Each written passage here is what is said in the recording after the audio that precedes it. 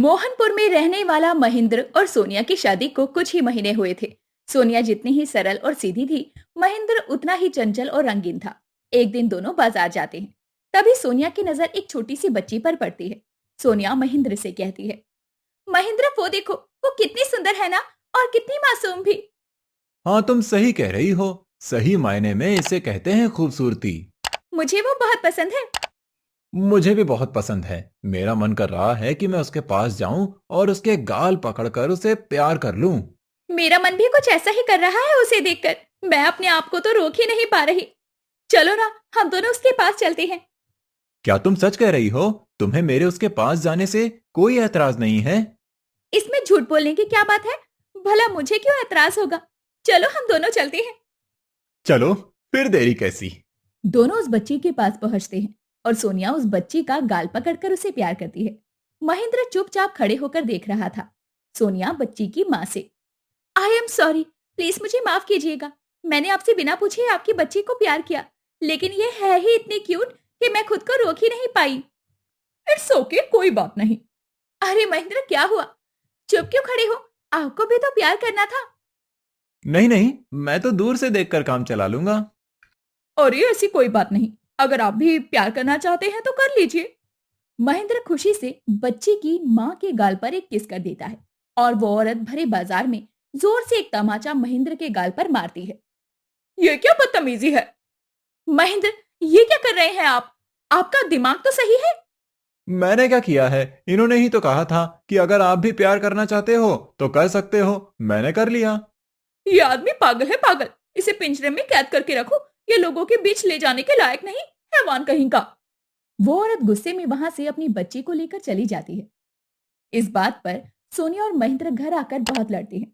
महेंद्र सोनिया से माफी मांगता है और उससे वादा करता है कि वो दोबारा ऐसी गलती नहीं करेगा। लेकिन दूसरी तरफ अब सोनिया समझ चुकी थी कि महेंद्र एक रंगीन मिजाज का इंसान है। सोनिया अपने पति महेंद्र के इस रंगीन मिजाजी से बड़ी परेशान रहा करती। एक दिन सोनिया अपनी माँ के घर गई थी और महेंद्र को फोन करती है। आज रात मैं घर पर नहीं आ सकती। मम्मी आज रात और रुकने की जिद कर रही है और मौसम भी बहुत खराब है। लगता है बहुत तेज बरसात होने वाली है। मैं कल दोपहर तक आ जाऊंगी। अपनी अभी अभी शादी हुई है और तुम पति को अकेला छोड़कर दूर हो। खैर ठीक है, कोई बात नहीं। आज की रात किसी तरह से अकेला बिता लूंगा। घर के सारे खिड़की और दरवाजे अच्छे से बंद करके सोना। तुम्हें तो पता है ना, आजकल मोहल्ले में कितनी चोरियां होती हैं। सोनिया, तुम मेरा कितना ख्याल रखती हो। I miss you. ओके, मैं फोन रखती हूँ। अलविदा। दोनों अपना अपना फोन कट कर देते हैं। तभी जोरों की बरसात शुरू हो जाती है। हाय रे ये बरसात।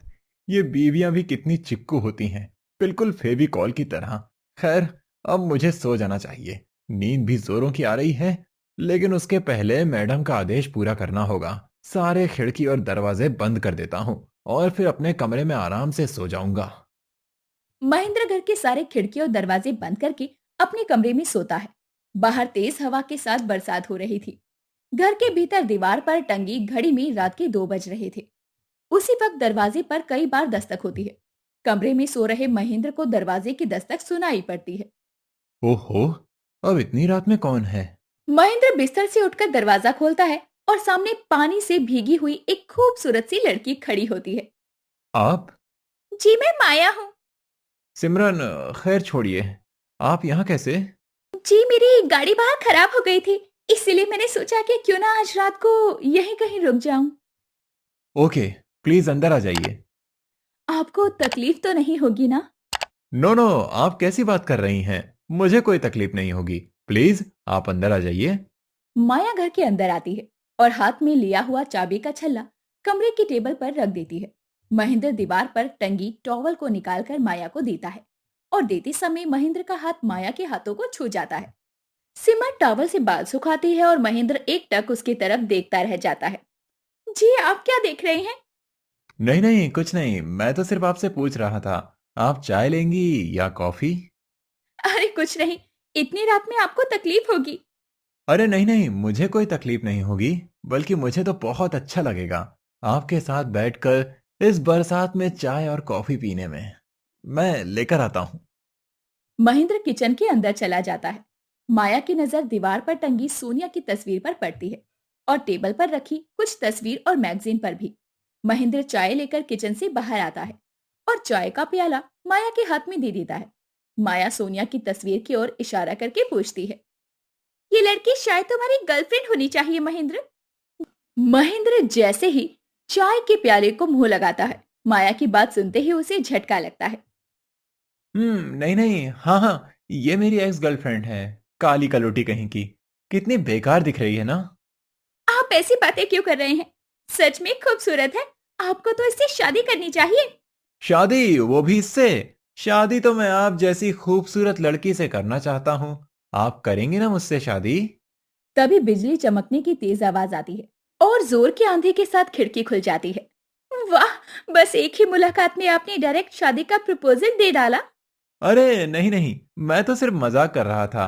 आप चाय पीजिए ना। जी, आपको बुरा तो नहीं लगा? मेरी आदत थोड़ी मजाक करने की है ना।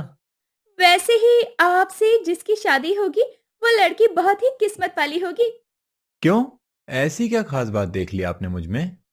आप नौजवान हैं, हैंडसम है, खूबसूरत है और आपको चाय बनानी भी आती है, बस और कुछ नहीं। और आप एक लड़की को खुश करना भी अच्छे से जानते हैं। फिर क्या इरादा है आपका मेरे बारे में? मेरी किस्मत ऐसी कहाँ जो मैं आपके बारे में सोचूं। माया चाय पीती है और चाय खत्म करके प्याला टेबल पर रखती है।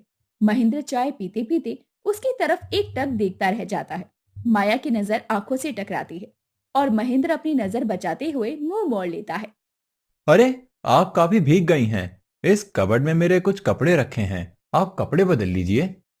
महेंद्र कबर्ड से कपड़े निकालकर माया को दे देता है। नहीं, आप बिल्कुल परेशान मत होइए, मैं ऐसे ही ठीक हूँ, आपको तकलीफ होगी। बेशक नहीं, मुझे तो बहुत खुशी होगी। प्लीज आप कमरे में जाइए और अपने कपड़े बदल लीजिए। माया कमरे में जाते ही दरवाजा अंदर से बंद कर लेती।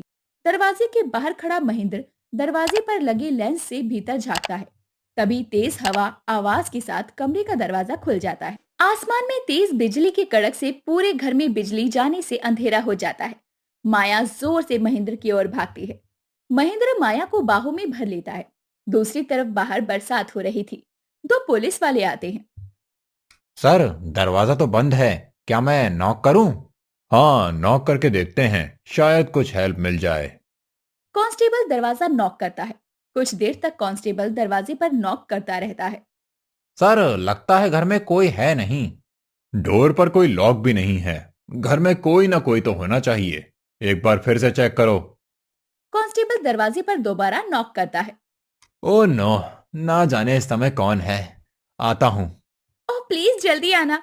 मैं बस यूं गया और यूं आया, तुम वेट करो। महेंद्र कमरे से बाहर आता है।